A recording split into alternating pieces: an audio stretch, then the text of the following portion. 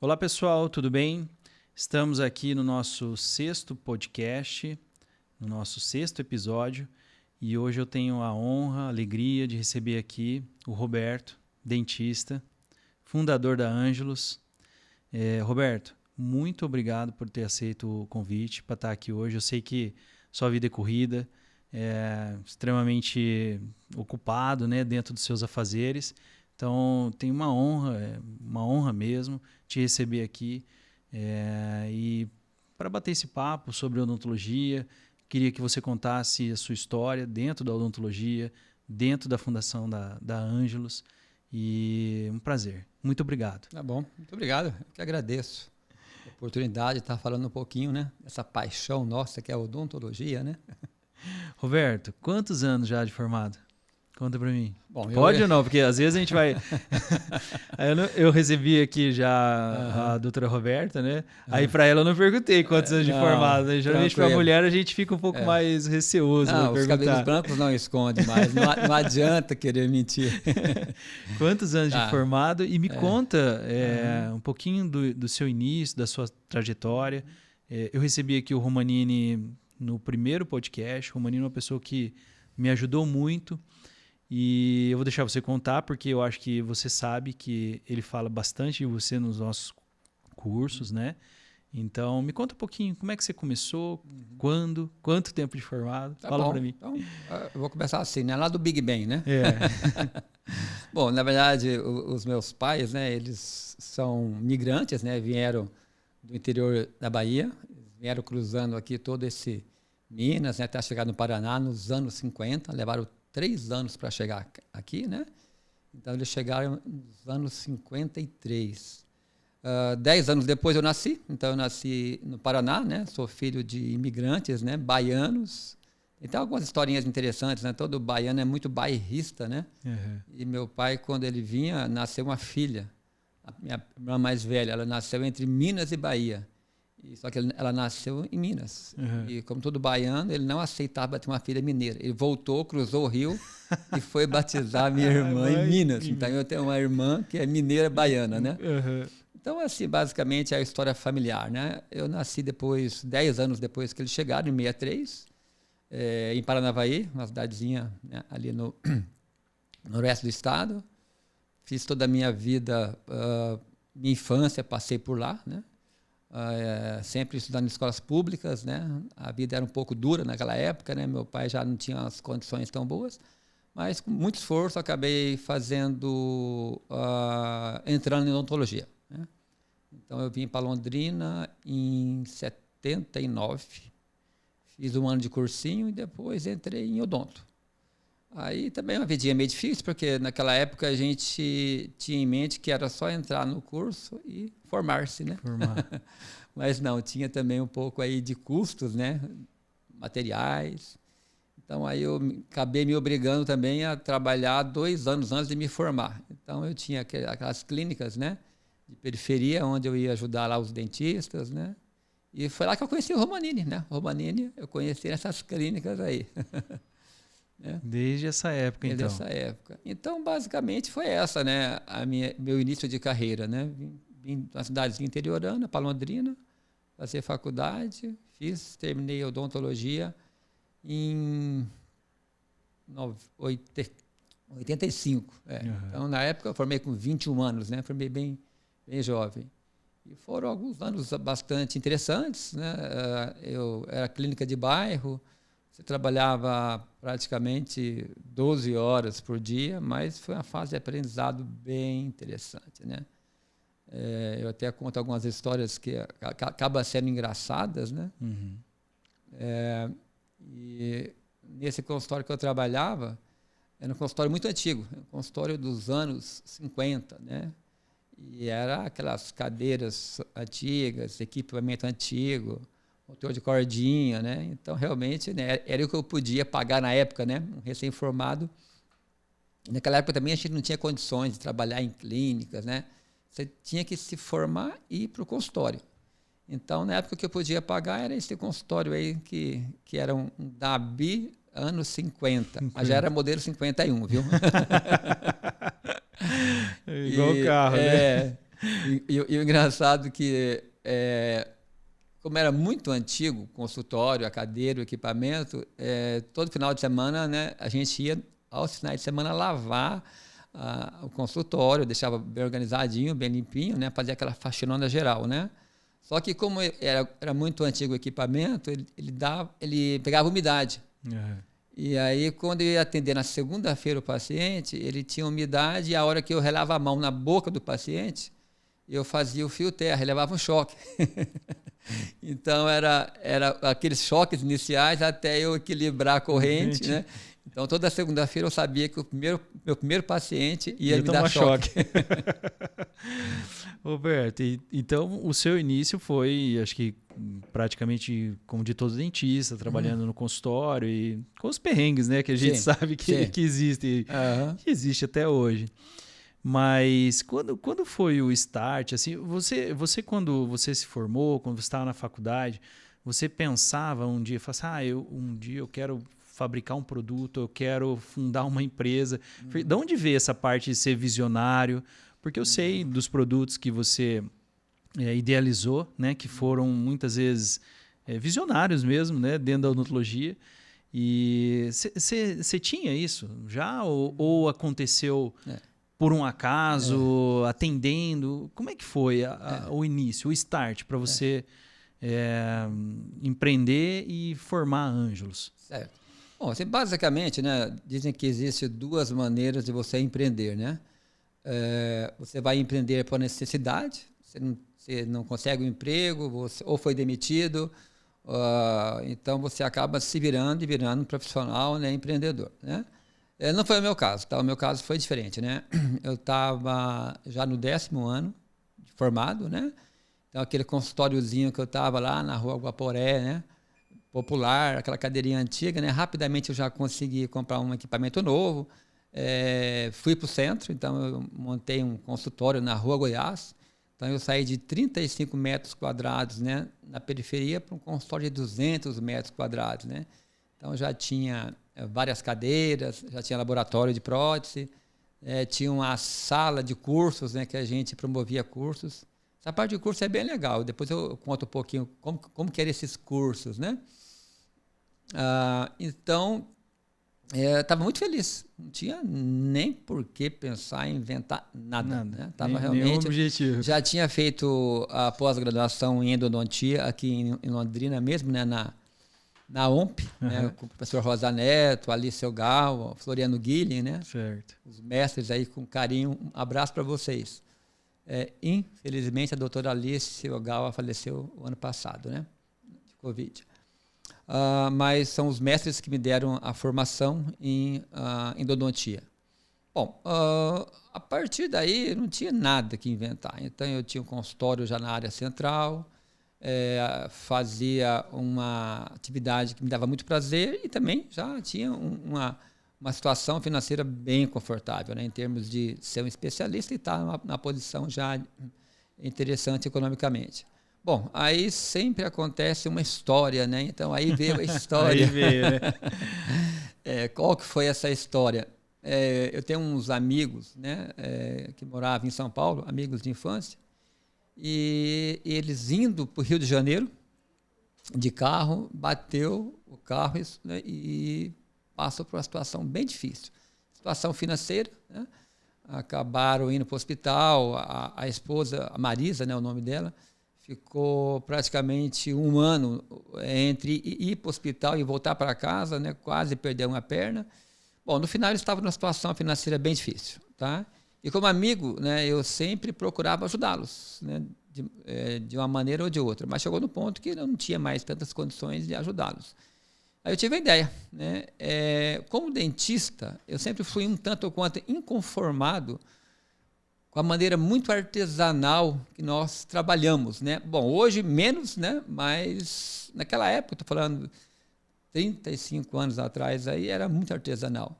Então eu fazia os núcleos pré-fabricados, já deixava eles pré-prontos para uso. Então naquela época não tinha pino de fibra de vidro, não tinha scanner, né? O núcleo era núcleo metálico fundido.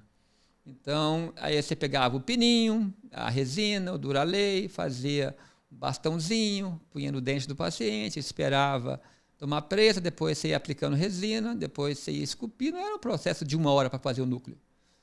Aí um dia eu pensei, por que eu não deixo já um núcleo pré-fabricado? Fiz os moldezinhos de silicone, no formato de núcleos pré-fabricados. Eu fiz para anteriores e posteriores, pré-molares, e vazava e tinha os núcleozinhos pré-fabricados. Mas eu fiz isso simplesmente para me ajudar.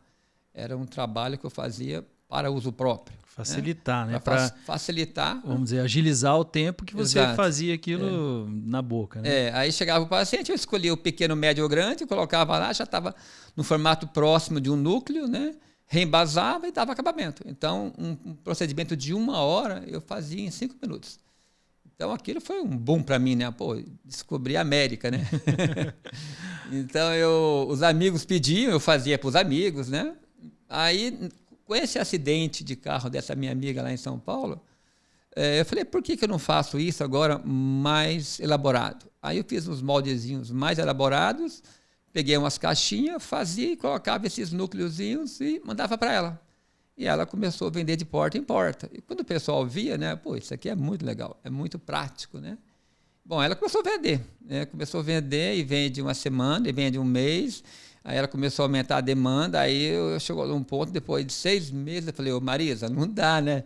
Eu tenho que trabalhar no consultório, eu ficar produzindo núcleo pré-fabricado final de semana e à noite para ajudar, não dá, né? Então, vamos pensar numa solução, né?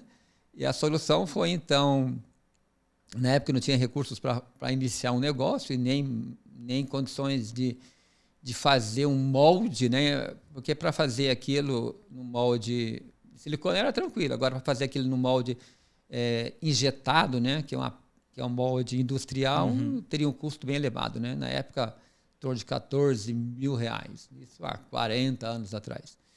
Bom, eu tinha um Paraty que valia 14.500 exatamente, vendia Paraty e fiz um molde de injeção de plástico. E daí, em vez de fazer ele pré-fabricado, né, na mão, já era injetado. E assim nasceu a Angelus, né? Um acidente de percurso. Então a gente pode falar que a Angelus veio, né, dessa ideia dos pinos pré-fabricados aí que Sim. você... Sem nenhuma intenção, como você perguntou. Não tinha plano. Estava muito feliz no consultório, estava com bastante pacientes e foi uma maneira aí altruísta, né, de ajudar um amigo em dificuldades e, no final, começamos esse negócio que chama Angelus, né? E o nome Angelus, Roberto, conta para nós, de onde surgiu Angelus? Teve algum outro nome antes? Porque a gente vê várias empresas, às vezes elas passam por um processo de ter um nome, depois vem a parte de marketing, às vezes remodela a marca, remodela nome.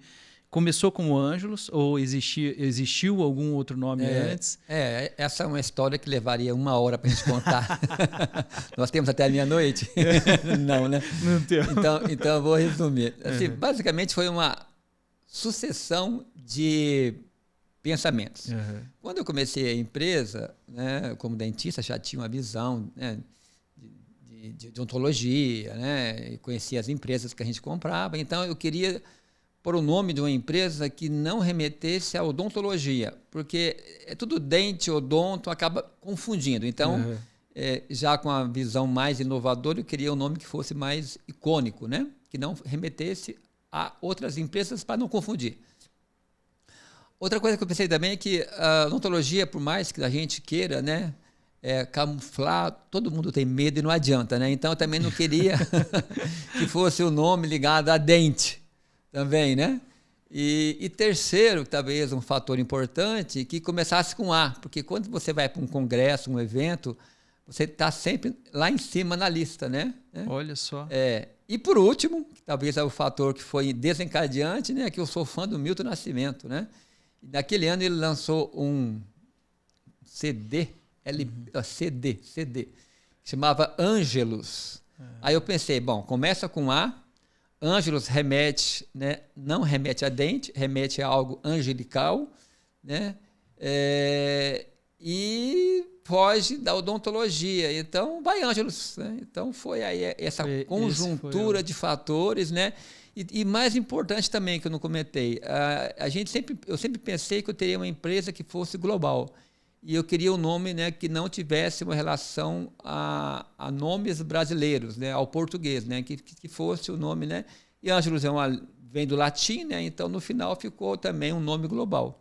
E é falado em várias partes do mundo, o pessoal às vezes fala com dificuldade, né, os alemães falam Angelus, né, mas no final é um nome, né, que ficou universal. Universal. Roberto, e me conta uma coisa, hoje a Angelus ela é mundial, né? Quantos países? Como foi esse desenvolvimento? Eu sei que às vezes que eu visitei lá, não sei se é assim ainda, mas eu sempre escutei que um dos carros-chefes era a parte de pino pré-fabricado em fibra de vidro. Se eu não me engano, uma das pioneiras, não sei, no Brasil e talvez no mundo, né, na fabricação de pino de fibra de vidro. E como é hoje? Como foi esse desenvolvimento? Quantos países a Angelus ela compreende hoje? Explica um pouquinho para nós como que está. Eu vou te passar as fases da empresa para você entender, para ficar mais didático aqui o entendimento. Né? A Angelus ela teve 3 fases. A primeira fase é onde nós começamos, né, com ideias interessantes, ideias que ajudavam o profissional no dia a dia, né, do seu trabalho, das atividades. Mas eram ideias bastante básicas, né? Produtos básicos que ajudavam, mas não dava aquele faturamento, não dava aquele volume, né? Que pudesse sustentar a empresa, né? Então, a primeira fase foi assim, eu desenvolvia, eu criava, eu fazia o marketing, né? Então, né? Aí a minha irmã mais velha que trabalhava comigo, depois veio a minha mãe, então aquela coisa bem mesmo, né? De toda empresa que começa fundo de quintal, né? No meu caso foi fundo do consultório. Bom, então, aí quando eu percebi que a gente não iria muito longe fazendo produtos tão básicos, né, eu fui buscar parcerias com universidades e órgãos de pesquisa, centros de pesquisa, onde eu já tinha ideias mais elaboradas e tinha, então, já a possibilidade de produtos que tivessem valor agregado maior, né, mais tecnológico. Não fosse apenas boas ideias, mas que tivesse tecnologia agregada, tá? Então, eu saí à busca, então, de oportunidades. Então, eu visitei, naquele ano, eu lembro, eu tinha um Fiat Uno Mille 1.0, pelado. Ele não tinha nem rádio, desgraçado. E eu comecei a visitar vários órgãos de pesquisa aí pelo Brasil. E aí teve 2 órgãos de pesquisa que realmente deu muito certo. Foi o CTA, o Centro Tecnológico Aeroespacial, lá onde está o ITA, né? É um centro militar, mas de um trabalho interessante em termos de desenvolvimento de produtos. Lá, na época, ele estava desenvolvendo a tubeira do VLS, né, que era o veículo lançador de satélites. E para fazer essa tubeira desse foguete, era necessário utilizar, então, fibra de carbono. Então, eu lembro que na época estava começando a internet, estou falando aqui, 89, né? E aí eu entrei na internet, né, fazendo aquelas pesquisas, né, até eu lembro que eu usava o Alta Vista, né? Aí eu encontrei esse grupo de pesquisadores lá no CTA. Aí eu peguei minha malinha, eu fui a Uno Mille, né, sem ar-condicionado, peguei, primeiro eu liguei lá para eles me aceitaram, né? Pode vir, vamos conversar. Falei, olha, eu estou querendo desenvolver um pino em fibra de carbono, porque já existe um americano, eu queria desenvolver um nacional, né? E o pessoal não foi muito receptivo, porque falou, olha, aqui a gente desenvolve a tubeira para mandar o nosso VLS, né, o espaço. Agora, odontologia, né? Então, fazendo um pino para o pessoal dente, não né, foi muito receptivo. Né? Exatamente. Tá fabricando foguete, né? Então, tá bom. Mas a minha sorte é que na mesa tinha um pesquisador, né, que não era militar, ele era civil, ele se interessou pela ideia. Daí que eu vi que a reunião não rolou, o pessoal não se interessou, porque seria um desenvolvimento para uma área que não estava focada com um centro tecnológico aeroespacial. Eu acabei indo para casa, desanimado, triste, mas tudo bem, né? Foi uma tentativa. 6 meses depois, eu recebi uma ligação. Roberto, eu sou um pesquisador, eu trabalho no CTA, eu estava naquela reunião com você, eu interessei pelo seu projeto. E agora, eu sou o coordenador do centro, chama AMR, né?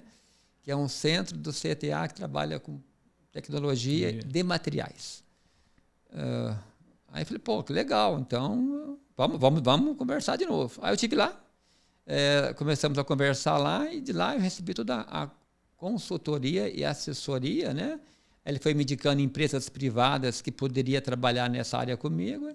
Então, nós desenvolvemos. Nós somos a segunda empresa mundial a desenvolver os pinos em fibra de carbono. E depois, em seguida, veio os pinos em fibra de vidro. Né? Então, o primeiro foi o pino de carbono, não foi fibra de vidro. Legal, legal. Ele tinha as vantagens, mas por ser um pino escuro, né, você tinha que opacificar, então era mais complicado. Mas, por incrível que pareça, até hoje fabricamos pinos em fibra de carbono e tem um mercado até interessante em alguns países do mundo aí, né? Bom, essa foi a segunda fase. Outro ponto interessante foi que eu procurei a Votoran, né? Existia também um produto que era revolucionário na odontologia, que era o tal do MTA, ou biocerâmico, né, hoje, né? São cimentos que você aplica dentro do canal, né, como cimento, obturador, e em casos de perfurações e acidentes. Até esse momento, né, estou falando em 89, 2000, não existia nenhum produto que você tivesse, de fato, uma eficiência para fechar uma perfuração de canal. Então, eu, como especialista em canal, eu só recebia o quê? Só recebia canal perfurado. Só recebia, né? alguém que fez alguma coisa errada e mandava para mim, né? Perfuração, instrumento fraturado, que é normal, né? Então, aí o dia que eu descobri que existia um tal de MTA no mercado, que era revolucionário, que ele realmente funcionava, eu fui fazer um curso lá em Curitiba, para entender o que era esse tal de MTA. Fiz o curso, o professor Wilson José Soares, né, que era um especialista em endo, né, profissional acho que de Florianópolis. Aí, a hora que terminou o curso, dezenas de casos, assim, casos de perfuração, reabsorção interna, casos de dentes condenados, né, que resolvia. Puxa, pronto, né, agora a minha especialidade em endodontia vai ficar bem mais agradável, né? Aí eu fui lá fora conversar com a Dentsply, que estava trazendo esse produto. E eu falei, olha, né, onde que eu compro, quanto custa, né? Bom, primeiro foi o susto, né? Olha, 1 grama desse produto custa $600. 1 grama. Mas 1 grama. Eu falei, puxa vida, hein? Mas quantos dentes eu faço? Você vai fazer uns 3, 4, mas nós indicamos 1, porque depois que você abre a embalagem, o ideal é usar ele inteiro, né? Tá bom, mas tudo bem, é caríssimo, mas para salvar um dente, por mais caro que seja, né? Uma perfuração do incisivo central, né? Vale a pena, né? Sim. E tá bom, onde que eu compro? Não, Roberto, você não vai comprar, porque no Brasil não tem, só tem nos Estados Unidos, e vocês que são dentistas pobres, talvez não vão poder ter acesso a esse produto. Eu fiquei muito bravo. Puxa vida, hein? Falei, pô, a gente é pobre, a gente é limpinho, né? Aí, assim, eu fiquei meio revoltado. Na hora, assim, aí eu falei, acho que era o Álvaro, né? O responsável, né? Pela Dentsply na época, né? Que estava ali no congresso. Eu falei, pô, Álvaro, eu vou fazer essa porcaria, com perdão da palavra. Mas brincando, né? Aí eu cheguei em casa, olhei o produto, olhei a patente e era um cimento de construção. Então, a base do MTA era um cimento de construção. O cimento Portland número 1, que é o mais comum. Falei, puxa, então se a base é um cimento de construção, eu tenho condição de fazer isso. Liguei para a Votoran. Né? Votoran, porque pouca gente sabe, mas cimento é uma tecnologia fantástica, né? Não é aquela indústria poeirenta, cheia de barulho, não. A matéria-prima entra por um túnel, vai passando em vários estágios, no final sai o saco do cimento prontinho, né? E aqui em Votoran, aqui em Rio Branco, né, a Votoran tem um centro de pesquisa fantástico. Aí eu bati a porta, né? De novo. Foi difícil me receberem, porque aí eu explicava, olha, eu estou com um produto para desenvolver e a base de cimento. Mas que área que você é? Odontologia. Odontologia? Mas você vai comprar quantas toneladas? Né? Eu falei, não, vamos mandar um motoboy buscar. Todo final de semana vai um motoboy. Aí foi aquela... Preciso de gramas, né? Não, foi a dificuldade, porque né, a Votoran, imagine, produzindo milhões de toneladas, né? Ia se interessar por uma empresa para fabricar um cimentozinho para pôr na boca. Aí acho que é esse momento que a gente acaba sendo, né, se destaca um pouquinho, né? Você não ouviu, não, né? E eu fui insistindo com eles até que um dia eles me receberam lá. A minha oportunidade era entrar na Votoran. O dia que eu entrar lá, eu convenço eles, né? Aí você vai explicando, olha, isso aqui é um produto revolucionário, realmente resolve, só vem de fora, é muito caro. Se a gente desenvolver aqui no Brasil, quantos dentes você não vai salvar, o quanto que vai fazer bem para a população, né? Então, aquela velha história. A parte emocional, né? Exatamente. Mexeu com o psicológico e emocional, não, né? Exatamente, porque por faturamento eu sabia que não ia ganhar, né, espaço na Votoran. Aí eles me deram espaço. Falaram, olha, Roberto, não tem como a gente te apoiar nesse projeto de maneira formal, né? Através de um desenvolvimento, porque não tem faturamento para o nosso negócio. Mas nós temos uma área social, então vamos fazer um projeto social para ajudar vocês. Então aí deu tudo certo. Aí através desse projeto social, eu trabalhei 2 anos com eles e lá nós desenvolvemos esse cimento, né, que foi então novamente o segundo produto de MTA, biocerâmica, a ser lançado globalmente, né? A gente foi a segunda, a Dentsply foi a primeira, a gente foi a segunda. Segunda empresa do mundo. E como esse produto deu muito sucesso depois, a gente desenvolveu, então, uma tecnologia que não é mais só um produto para fechar perfuração de raiz, né? A tecnologia é aplicada em várias outras áreas da odontologia, né? Então, biocerâmico ou MTA não é um produto, é uma tecnologia onde você consegue agregar. Qual que é a vantagem dos biocerâmicos, né? Eles são produtos bioativos, né? Grande parte do que você põe na boca do paciente são produtos inertes. Agora, já eles não, eles têm um potencial, né, alcalino, onde ele mata bactérias e tem também a capacidade de liberar íons cálcio, íons magnésio, que ajuda a cura de uma lesão. Então, é realmente algo bem interessante. Nós somos hoje a empresa que mais investiu nessa área, temos mais produtos biocerâmicos e temos mais patentes globais também. Então, a parte de pino ela veio um pouquinho antes do MTA, é isso? E depois o MTA que foi o que explodiu. Hoje a Ângelos ela tem 2 grandes linhas, né? A linha de pinos, né? E a linha pinos em fibra de vidro e a linha de biocerâmicos, né? Então a linha de pinos também sofreu toda uma evolução, né? A primeira evolução foi o Nucleojet, que era o pino metálico fundido, né, pré-fabricado. Depois nós entramos na era dos pinos em fibra de vidro e agora estamos entrando na era dos pinos usinados, né, em fibra de vidro, né? São os blocos e discos de fibra de vidro, que a gente pensa, né, que pode ser então uma tendência futura aí, né? Você escaneia ali o conduto, manda para o protético, ele já faz o núcleozinho ali rapidinho e te manda no mesmo dia, né? Então é um núcleo adaptado, perfeitamente adaptado, com a parte radicular e a parte coronária, né? Então tem essa grande vantagem. E isso é interessante você, né, explanar, porque a gente vê hoje a odontologia digital numa crescente, eu acho que já é a realidade dos consultórios, né, dentro da odontologia, mas que cresce dia a dia. Eu vejo que essa parte digital não se volta mais, né? Não é só nos consultórios, né? A gente vê em tudo, né? Na nossa vida diária. E realmente eu tenho acompanhado, né, essa parte de divulgação do FiberCAD. FiberCAD, né? Nós temos o FiberCAD Post and Core, que é para fazer núcleos, né? E agora estamos lançando o FiberCAD Implant and Bridge. Seria para fazer protocolos, né, para próteses, né? Próteses, né?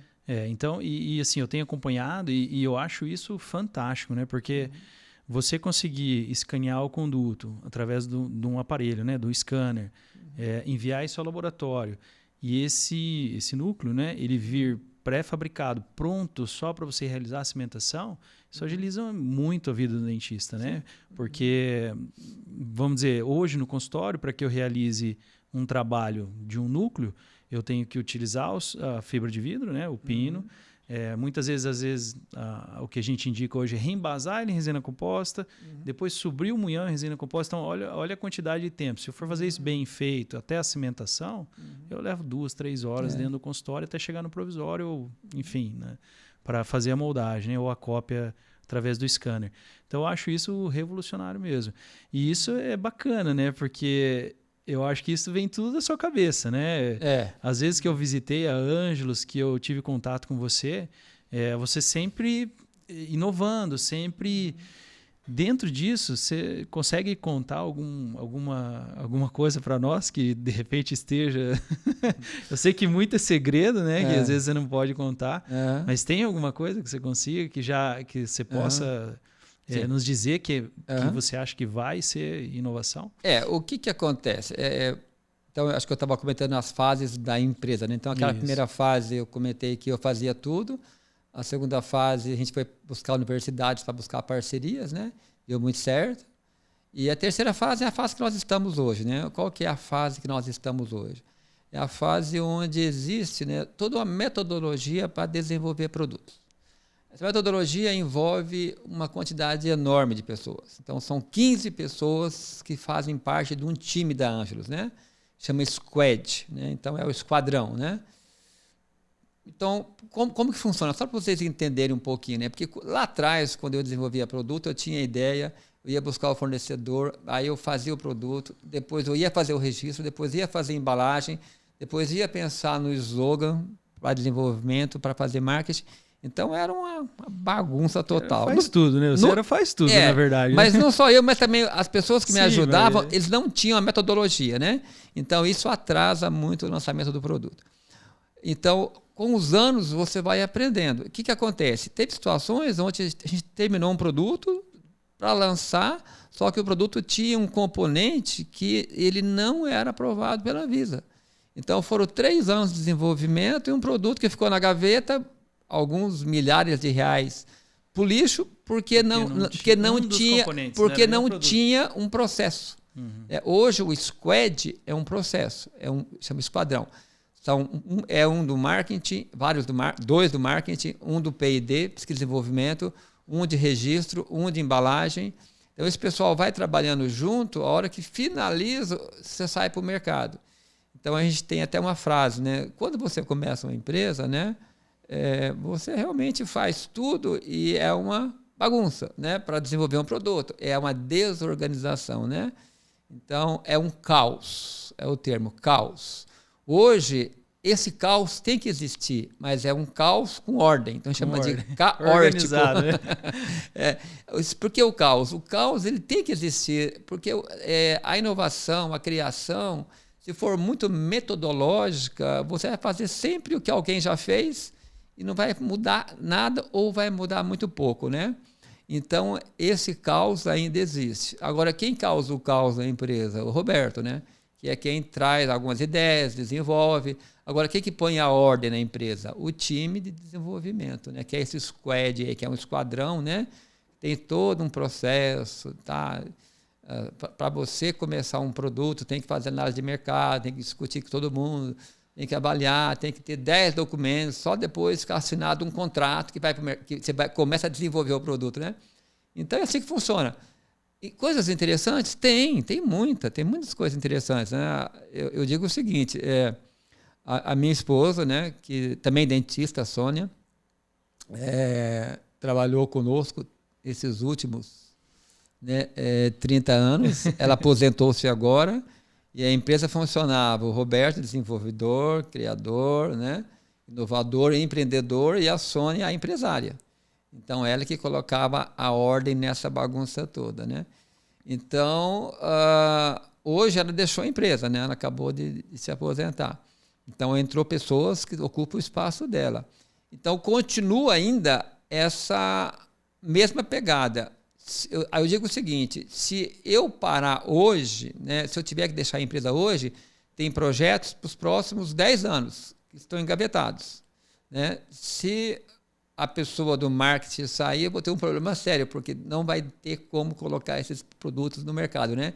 Então, hoje, o Roberto é quase que uma pessoa, vou ser descartável, né? Mas se eu parar hoje, não é problema para a empresa, né? Agora, quais são esses produtos? Tem várias, né? Eu vou chutar aqui alguns que me vêm em mente, né? Você sabe que grampos, para se colocar nem endodontia, né? Tem aquele grampo de metal é um metal pesado, você vem, aplica no dente, aperta o dente, incomoda a gengiva, né? Então eu vejo aquilo como, né, quase que um instrumento de tortura. Então eu desenvolvi um grampo todo aramado, né? Então são arames, né? Tem todo o formato de um grampo, mas ele é tranquilo, ele não comprime tanto, né? Agora você desenvolver o protótipo, né? É legal. Agora você fazer disso um processo industrial é outra discussão, né? Então esse é uma ideia que está ali engavetada, né? Já tem os protótipos e está em desenvolvimento, né? Então são várias grandes ideias assim que vai revolucionar. Não é muito fácil você encontrar, mas são ideias que acabam trazendo melhorias em alguns procedimentos, né? Eu acho que é bacana que, desde da sua fala inicial, a gente percebe que a empresa foi constituída, a Ângelos, tentando facilitar a vida do dentista, né? Organizar ou, enfim, diminuir o tempo de cadeira, aquilo que a gente vive no dia a dia, né? Então, isso é fantástico, né? Uma empresa realmente que vem para auxiliar, para ajudar, por mais que às vezes sejam produtos que, igual você falou, que são simples, mas que ajudam muito, né? Muito, só ver o Nucleojet, né? Sim, sim. Uma ideia, entre aspas, que talvez seja simples, mas que é fantástica, né? Que ajuda a gente e corrobora no tempo que a gente tem de cadeira, né? E, assim, eu vejo, e já participei de algumas até testes de produto, né, que foram enviados no consultório, e tenho um contato lá com vocês. Dentro da área de prótese, Roberto, como você vê a parte de prótese hoje em relação a essa parte de cerâmica? A gente tem uma cerâmica que é conhecida mundialmente, que é o de silicato de lítio, né? A zircônia. Você espera desenvolver isso? Existe algum projeto em relação a isso? Porque a gente vê muito, né?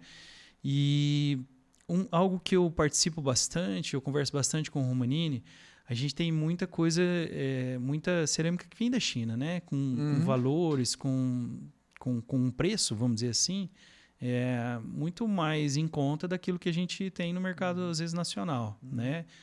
Muito embora de empresas que sejam lá de fora, mas que importam aqui para o Brasil. Como é que você vê isso? Você acha que realmente o de silicato veio para ficar e que não há expectativa da gente ter uma cerâmica, às vezes, um dia que possa combater um pouco de silicato, vamos dizer assim? Tá. Bom, aí tem muitas histórias. Eu vou contar quando nós resolvemos também investir em prótese. A gente já fazia os núcleos pré-fabricados, o Nucleojet, né? Então, nós resolvemos investir nessa área de cerâmica. A gente viu um potencial. Aí eu fui lá no CTA, no mesmo instituto que desenvolveu os pinos em fila. Bateu de novo na porta. Aí eu conversei com um pesquisador lá, o Cairo, né? Mas não estava de Uno mais, né? Como? Tava de Uno ainda, não? Não. Já estava melhor, já estava melhor, né? Já foi numa fase melhor. Aí o Cairo, eu falei, Cairo, eu quero desenvolver uma cerâmica, só tem cerâmica importada, né?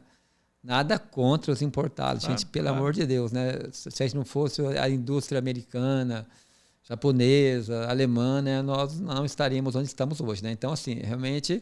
nós somos brasileiros, nós temos capacidade de desenvolver, por que não, né?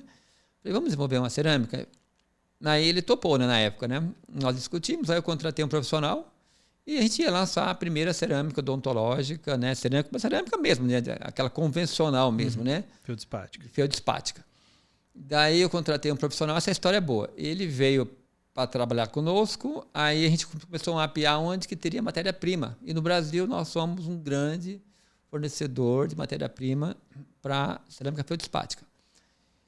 Estou falando há 25 anos atrás. Aí nós identificamos que lá em Natal tinha esse material. Aí esse pesquisador foi em Natal, entrou no interior, umas 4 horas no interior de Natal, ficou uma semana fazendo prospecção dos morros para ver qual o morro que tinha a melhor feldspato para trazer. Ele me ligava, era muito engraçado. O nome dele é Renilson. E ele era do baixo custo. Doutor Roberto, eu estou aqui já há 4 dias, mas fica tranquilo. Eu consegui aqui um hotel que é R$20 a diária. Falei, nossa, mas é muito barato. Inclusive com café da manhã e almoço. Mas é interiorzão de Natal, né? Aí ele identificou esse morro onde tinha o melhor feldspato e nós compramos um morro. Veio não sei quantos caminhões com esse morro, com a pedra feldspática. Esses caminhões foram chegando e foram colocando essas pedras lá na Ângelos. É o tal, né, de você não planejar. Já. Então, eu tenho que fazer uma cerâmica, eu vou comprar matéria-prima. Depois a gente vê o que dá. O que vai fazer. Bom, aí começamos o desenvolvimento e mas aí as empresas têm foco, né? Então, o nosso foco ficou mais para os pinos sem fibras e mais para os biocerâmicos. E ficou lá.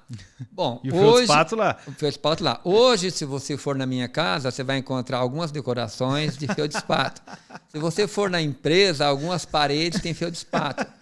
Nos jardins tem feldspato. Então, a empresa, e todo mundo acha que é uma pedra comum. Falei, não, essa pedra tem um valor inestimável. Se um dia eu voltar a fazer a cerâmica feldspática, eu vou ter que recolher todas as pedras que eu espalhei pela empresa e pelas casas também. Bom, essa é uma história aí que ficou. Quando nós decidimos que valeria a pena a gente investir na cerâmica injetada, né, a gente iniciou um projeto. Esse projeto foi financiado pela FINEP, né?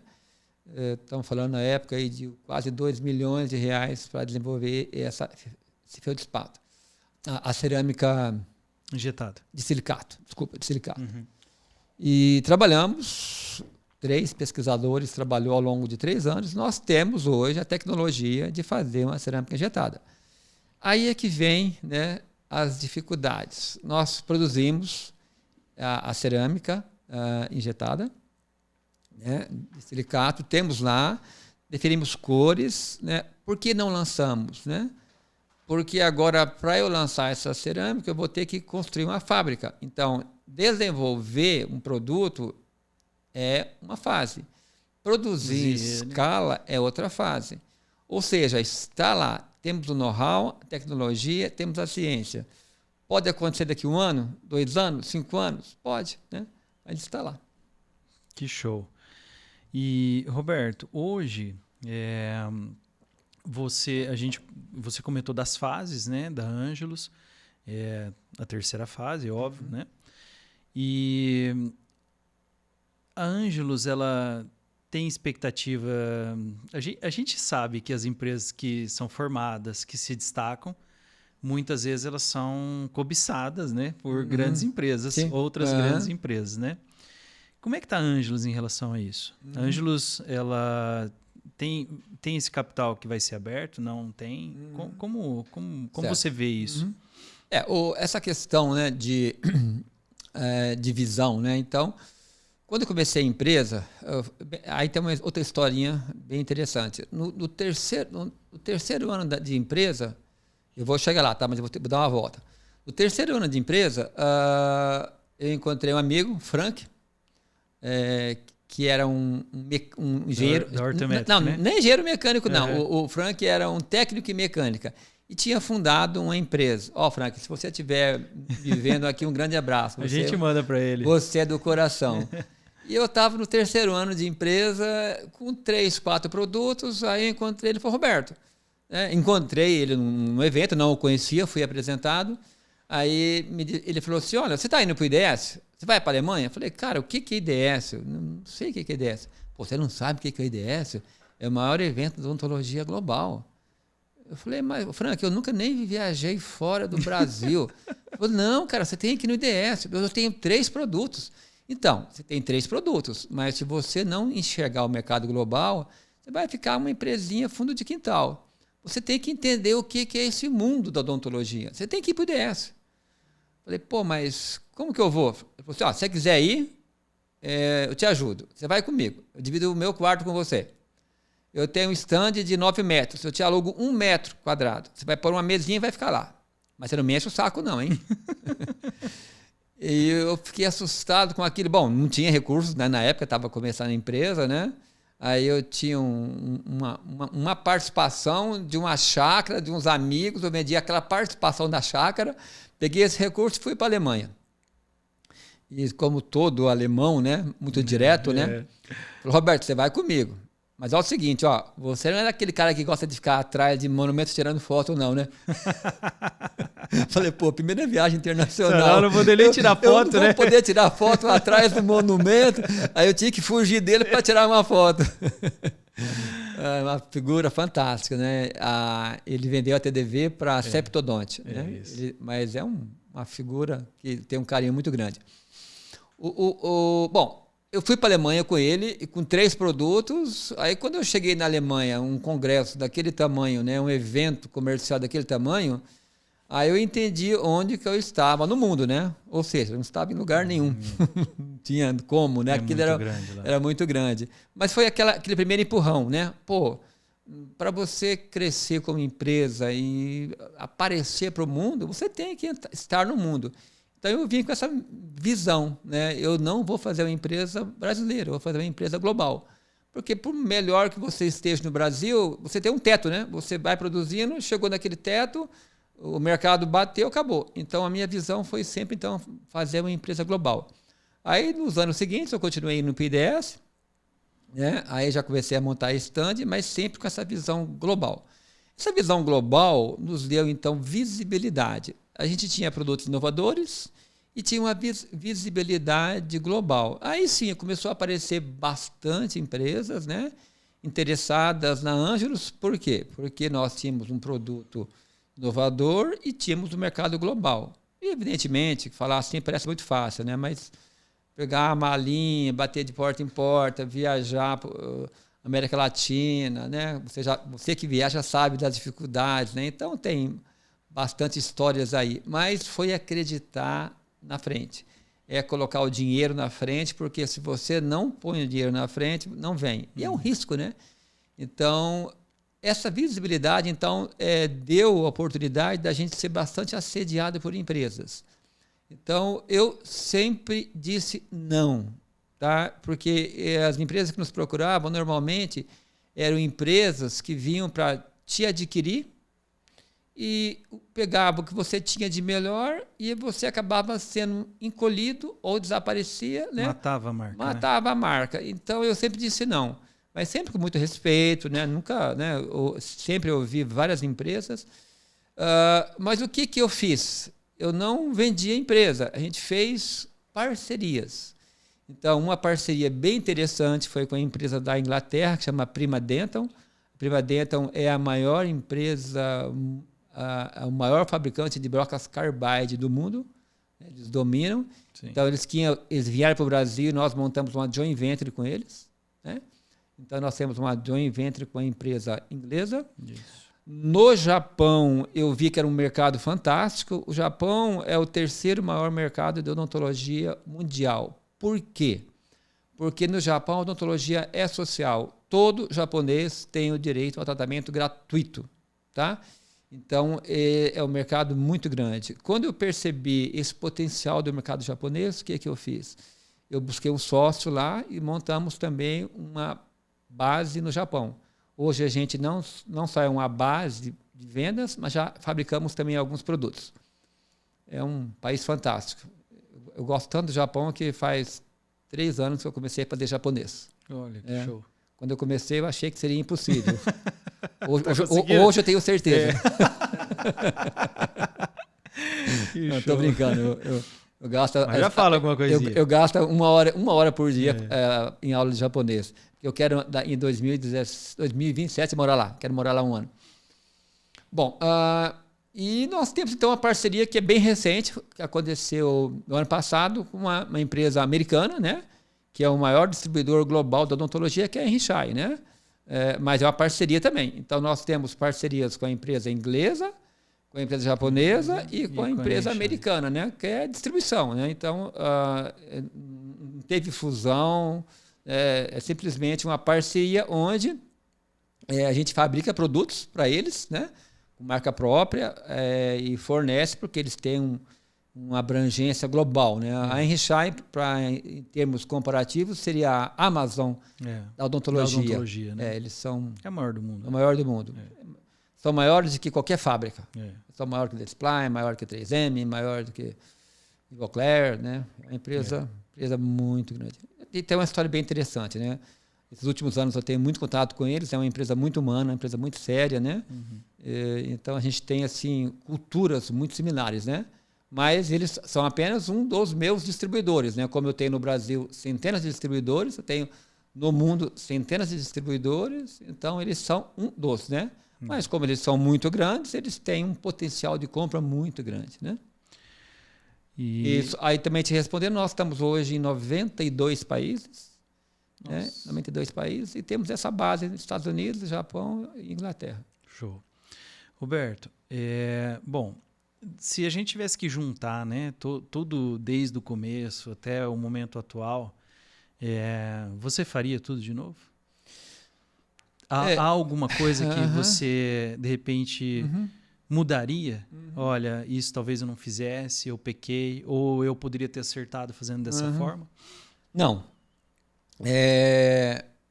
Como eu te comentei no começo, né, existe empreendedorismo por necessidade, onde você acaba caindo por necessidade, e não foi o meu caso. Eu estava muito bem no consultório e surgiu uma oportunidade. Então, é empreendedorismo por oportunidade, né? Então, eu achei a oportunidade, né?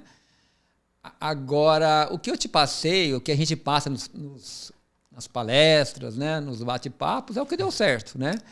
Se a gente fosse passar o que não deu errado, a gente teria que ficar aqui um mês conversando. Né? Então, dá muita coisa errada, né? Dá muita coisa errada, dava lá atrás, dá hoje e vai continuar dando. Agora, qual que é o diferencial de uma empresa de sucesso? É quando ela tem velocidade e humildade para aceitar os erros e corrigir, né? Então, isso a gente faz muito bem. Perguntar se eu faria tudo de novo, com certeza. Só que exatamente igual, não. Porque com a minha experiência hoje, com certeza, eu não faria muitas coisas. Tem uma historinha legal que dá para contar. Quando meu terceiro produto que eu quis lançar era um tal de casquete.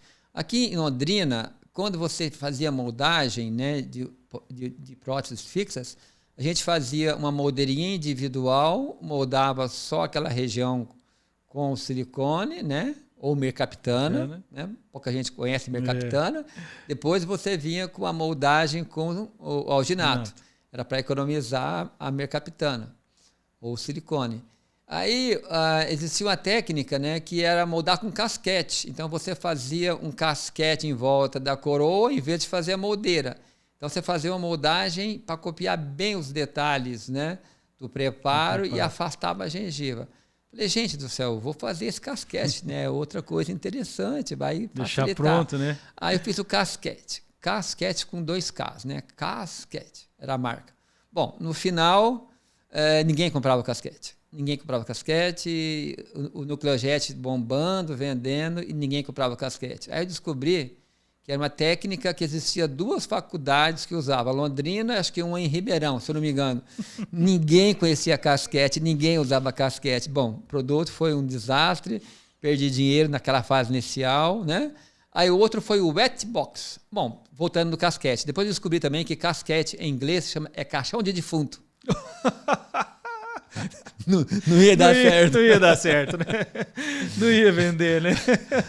Aí o outro produto foi o wet box. Wet box era uma... Todo mundo reclamava, né? Os protéticos, né?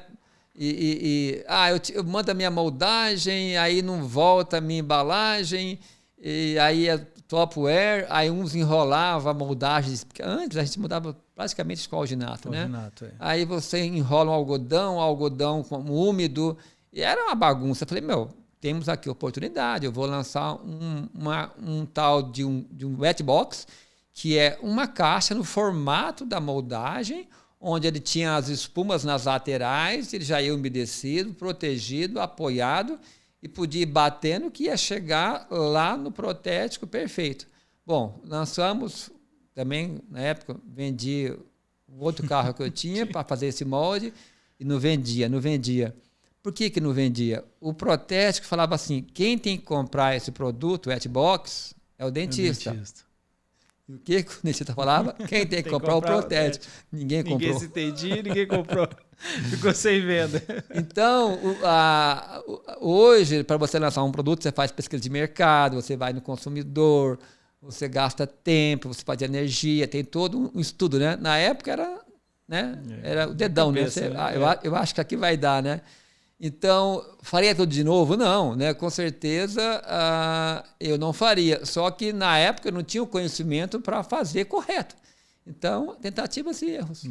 Faz parte do processo. Que legal, que legal. Olha, eu acho que a gente poderia ficar aqui horas e horas, que eu tenho certeza que você teria histórias aí para a gente contar para nós e para quem está assistindo, né, o podcast. Mas entrando um pouquinho já para a gente finalizar, até para te liberar também, né?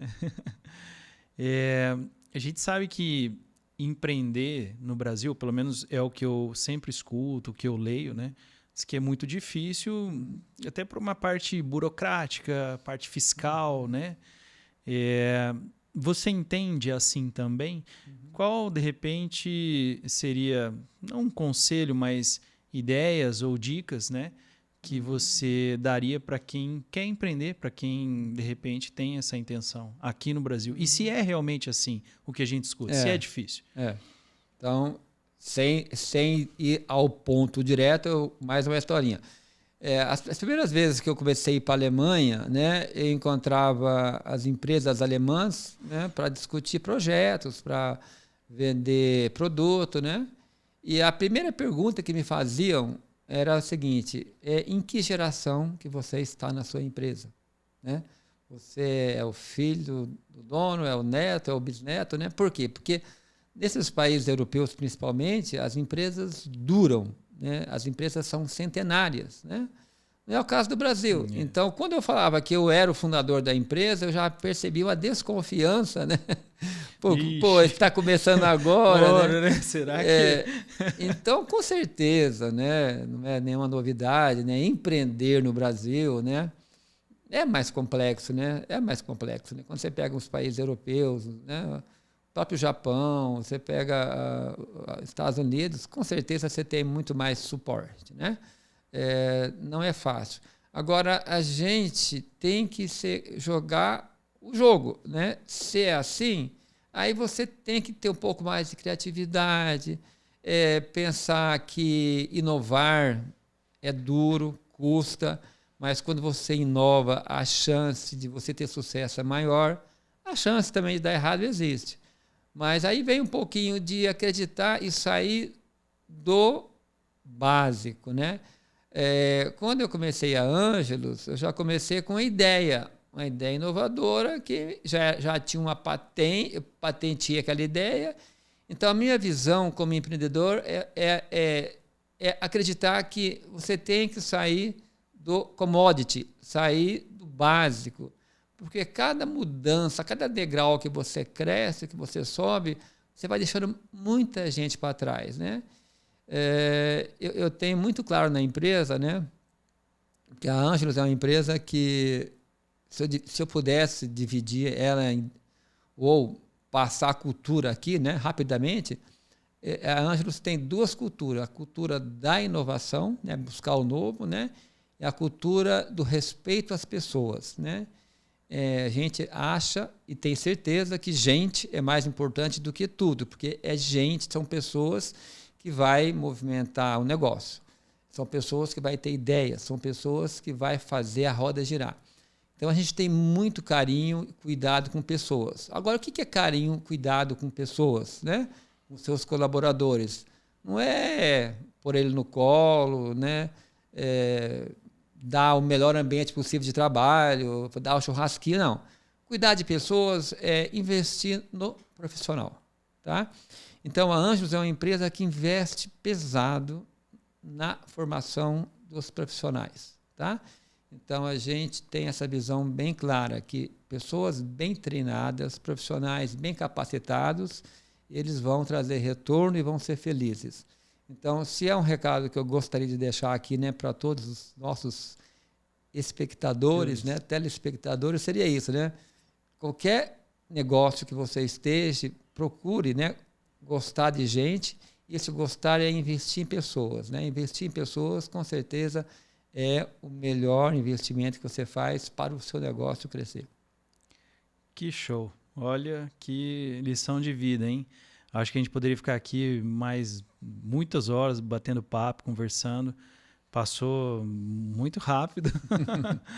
E, obviamente, que eu já te conhecia, a gente já conversou, mas nunca tinha tido algo mais próximo, assim, de escutar as histórias, né? De escutar a sua caminhada dentro da odontologia, dentro da construção da Ângelos. Eu só tenho a dizer parabéns, né? Por tudo que você construiu, por tudo que você faz pela odontologia. Essa frase sua final, falando né, das pessoas, dos seus colaboradores que trabalham com você, do investimento que você faz, isso é algo realmente ímpar, né? A gente vê que, de repente, muitas empresas não têm essa visão e não têm esse cuidado com os seus colaboradores. Então, parabéns, obrigado mais uma vez por você ter aceito o convite para estar aqui, para a gente bater esse papo. Espero que você tenha gostado. Sim, com certeza. E muito sucesso para você. Desejo mais e mais sucesso, sabendo que você tem esse pensamento de ajudar os dentistas, de ajudar a odontologia, de sempre contribuir para aquilo que a gente foi formado, né? Então, isso é algo louvável e algo muito ímpar dentro daquilo que a gente vive hoje. Difícil a gente encontrar pessoas assim, né? Que são dessa maneira. Eu sou suspeito para falar porque assim, o Romanini, ele elogia, eu falei para você no início, mas ele elogia muito você. Ele sempre fala que grande parte da vida dele, do que ele construiu, ele deve a você, desde o início, porque você deu as primeiras oportunidades para ele. E então é algo que ele sempre fala nos cursos e eu faço questão de te falar aqui. Ele deve te falar isso sempre e pessoalmente, mas parabéns por você ser essa pessoa, não só pelo coração, por tudo isso, mas pela visão, por ser um visionário, pelo empreendedorismo que você tem e por tudo que você construiu, que é a Ângelos. Obrigado, muito obrigado também pelo convite. É sempre um prazer falar, né, do nosso negócio. A gente acaba se empolgando, né? Não, foi ótimo. E pode ter certeza que, né, eu estou com 61 anos, né? E os próximos 30 aí, pelo menos, vamos estar juntos aí na odontologia, fazendo diferença e buscando, né, trabalhar dentro do nosso país para ajudar os nossos profissionais. Legal, que bacana. Obrigado, tá? Um abraço. Um abraço, obrigado. Valeu, pessoal. Assista aqui esse episódio e a gente volta aí na próxima semana com mais episódios, com mais dentistas, técnicos relacionados à odontologia. Grande abraço para todo mundo.